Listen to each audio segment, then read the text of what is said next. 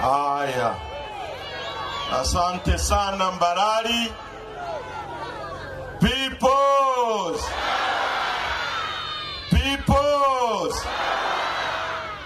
Asa watu wa Mabadaga mmetisha sana, uongo kweli?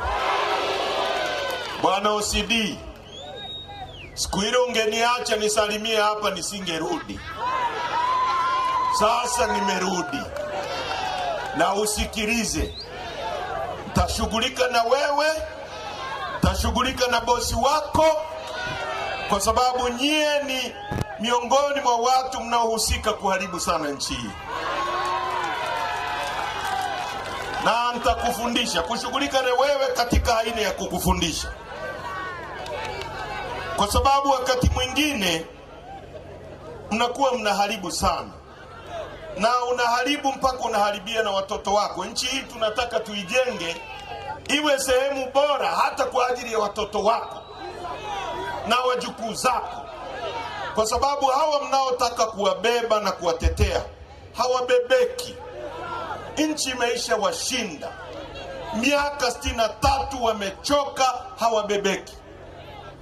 Sasa ndugu zangu, watu wa Mbarali, katiba yetu hii hapa, ibara ya 8 inasema hivi: Jamhuri ya Muungano wa Tanzania ni nchi inayofuata misingi ya kidemokrasia na haki ya kijamii. Kwa hiyo wananchi ndio msingi wa mamlaka yote, na serikali itapata madaraka na mamlaka yake yote kutoka kwa wananchi kwa mujibu wa katiba hii. B. Lengo kuu la serikali itakuwa ni ustawi wa wananchi. C. Serikali itawajibika kwa wananchi. Na D. Wananchi watashiriki katika shughuli za serikali yao kwa mujibu wa masharti ya katiba hii. Sasa tuanze na namba 1. Inasema hivi: msingi wa mamlaka na madaraka yote ni wananchi. Kwamba nyie, huyo OCD, mamlaka ulionayo ni wananchi, hao ndio wamekainisha kwake. Na lengo la serikali itakuwa ni ustawi wa watu, ustawi wa wananchi. Kustawi maana yake nini?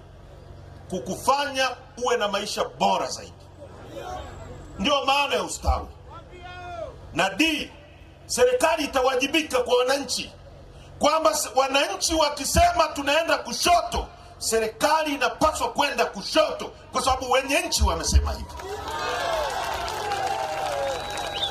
Sasa ukisoma ibara ya 26 inasema hivi: kila mtu ana wajibu wa kufuata na kutii katiba hii na sheria za Jamhuri ya Muungano wa Tanzania. Kila mtu ana wajibu wa kufuata katiba hii. Ibara ya 27, watu wote watatakiwa na sheria kutunza vizuri mali ya mamlaka ya nchi hii, pamoja na kupiga vita aina zote za uharibifu na ubadhirifu. Sasa hiyo ni katiba inasema hivyo, kwamba sisi wananchi wenye mali tutakuwa na wajibu wa kupiga vita ubadhirifu wa rasilimali za nchi na kulinda mali za nchi yetu. Bahati nzuri, hii ni nchi ambayo Mwenyezi Mungu ameijalia sana. Ni nchi iliyobarikiwa kuliko nchi nyingi duniani.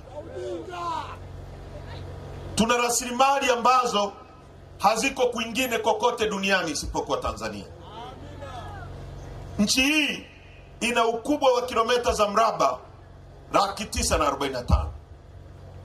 Ukiichukua Kenya, Uganda, Rwanda, Burundi, ukiziunganisha pamoja, zina kilomita za mraba 890,000. Sisi peke yetu 945,000.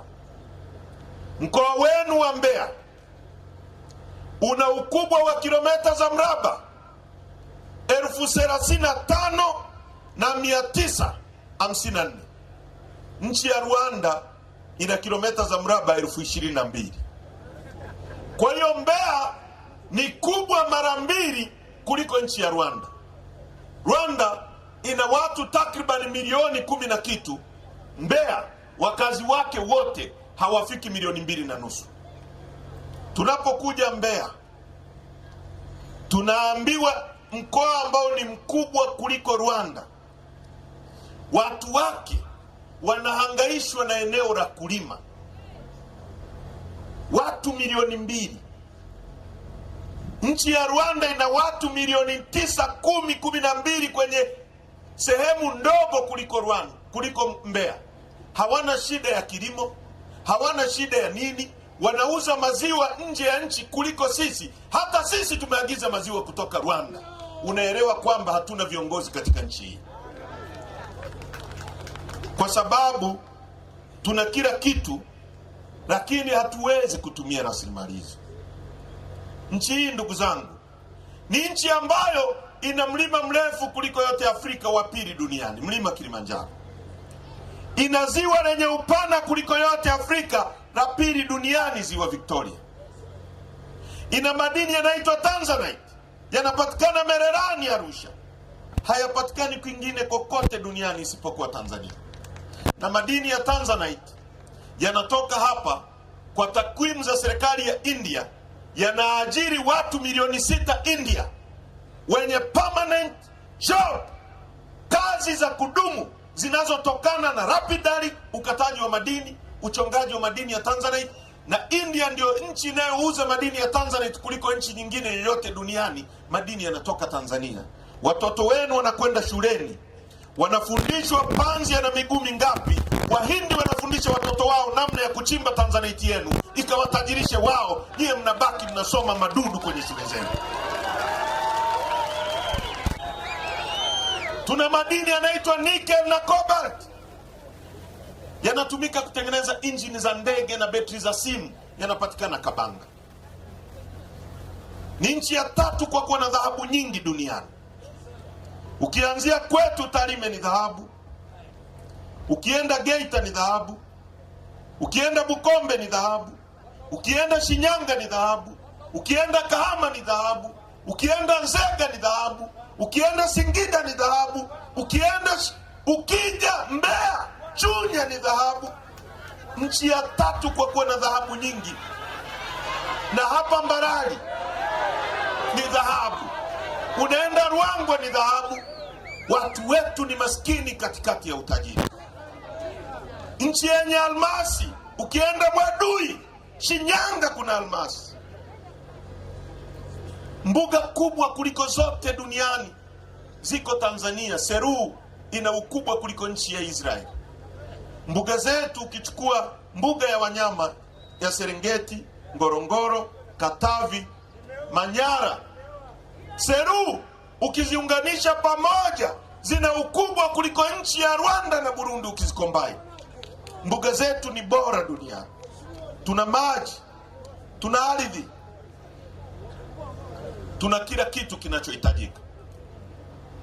Ukienda hapa Rudewa, Njombe, kuna chuma, mlima unaitwa Mchuchuma, mlima wa chuma. Alafu Mungu alivyotupenda akatuwekea na mlima wa pili unaitwa Liganga, akaweka makaa ya mawe. Makaa ya mawe yanatumika kuzalisha umeme wa kuyeyusha chuma. Alafu mchanga wa kusafisha chuma akauweka hapo Iringa. Chuma chetu tunaweza kuchimba miaka 100 hakijaisha, kiko Tanzania. Ukienda Mtwara, tulikuwa Mtwara, na ndicho kilichosababisha wamemkamata Lissu na kumpa kesi ya uhaini. Nitazungumza. Ukienda Mtwara unakuta gesi futi za ujazo trilioni 54.5.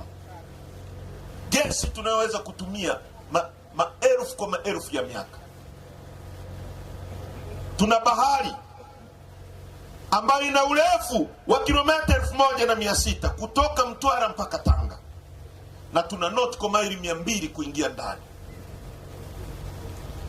Tumebarikiwa kila kitu. Niliwahi kumsikia rais wa Brazili anasema Mungu ni Mbrazili kwa jinsi alivyowapendelea. Nikasema huyu hajui Tanzania. Inawezekana Mungu ni Mtanzania. Hakuna nchi nyingine yoyote duniani iliyopendelewa kama sisi.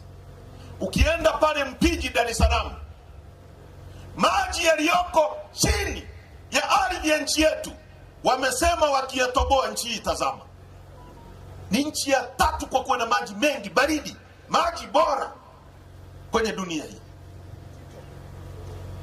Watu wetu ni maskini katikati ya utajiri. Miaka 63 baada ya uhuru wa nchi yetu, tunazungumza kuhusu matundu ya choo shuleni, tunazungumza kuhusu madawati. Watu wanafikiria wasafirishe watu wao wawapeleke mwezini, ikitokea vita ya dunia wawe na uwezo wa kuchukua watu wao wawaokoe kutoka dunia hii. Sisi nchi tulizokuwa nazo zimetuacha. Korea wamepigana vita ya wenyewe kwa wenyewe, Korea Kaskazini na Korea Kusini, mwaka 55, vita iliyoua watu milioni 6. Miundombinu yote ikaisha, Korea ikaanza. Watu walikuwa na shida Korea, walikuwa na kula mizizi ya miti na matawi ya miti. Leo ukiona simu ya Samsung ni Korea, ukiona TV ni Korea, ukiona speaker ni Korea, ukiona gari inaitwa Hyundai ni Korea. Sisi hatuwezi kutengeneza hata njiti ya kutolea nyama kwenye meno miaka 63 baada ya uhuru.